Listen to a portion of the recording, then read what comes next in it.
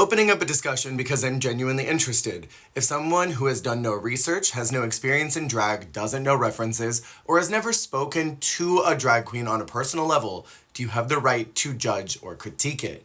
This is honestly so much more complicated than just a very simple answer of should someone who has no qualifications in drag be able to talk about it, because drag is art and art should be critiqued, no matter if someone has qualifications or not to talk about the art. But of course, there's power of experience. People that have had front-facing work where either they have been entertaining crowds, or they have done dancing, or actually done drag, costume making, whatever, there is something to be said about people that have that experience because they actually know what they're talking about. They can critique those things.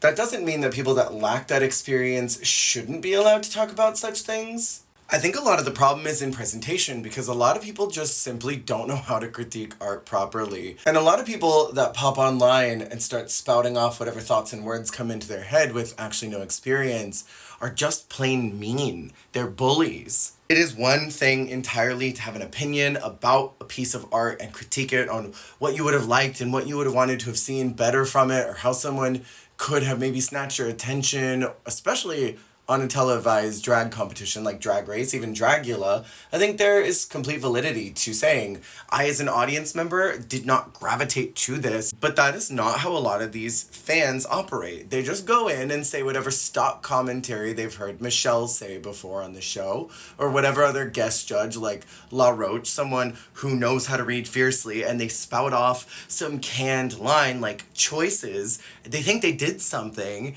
and then they're just mean to someone. And even worse so, they will then go and tag the queen responsible with their weird dissertation of why they thought that they were hot dog water and should have never been allowed to compete in the first place. You know what? I think that there are some people who just should not be doing drag.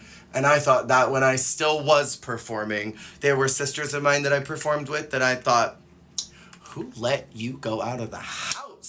And there are some queens in my local area who look like they've been painting and blending their face with a piece of white bread for the last 10 years. And anytime I've ever watched them perform, I think, why are you still booked? But you know what, Divalicious? Those thoughts are for the group chat and for my notes app. I would never get online and tag that queen saying that I think that she should probably be working at Home Depot rather than performing in Hamburger Mary's. I actually don't know what this girl still works at. And those thoughts are okay to have, honestly, but y'all don't need to go online and tag the queen and say all the things that you say about them, especially ones that have been on TV when you can't even be slightly interesting enough to be considered to be cast for a TV show. And you probably wouldn't have the talent to be able to do drag in the first place, even if you did have the charisma to be cast in a reality show.